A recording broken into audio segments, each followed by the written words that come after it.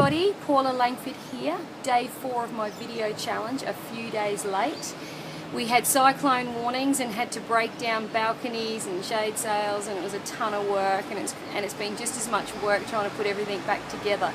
I also lost a friend, and she was quite young, and it's a funny thing, isn't it, death, when people are taken suddenly and shockingly, and it makes you wonder and ponder upon your own life, like, who would be if I knew I was going to die tomorrow, who would I call? You know, who would be the 2 people you would call if you knew you were going to die tomorrow?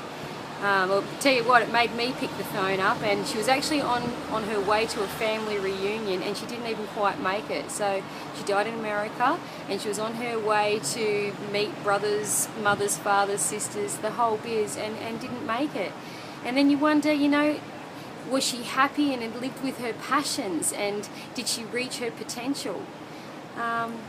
It's just so sad, you know. My whole thing about life is about every single day not wasting a moment and living our passions and living to our full potential.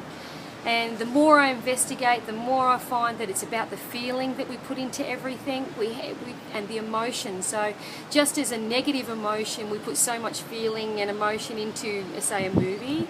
If it was frightening, or the news, if it was really bad news, the emotion that you put into that just creates so much.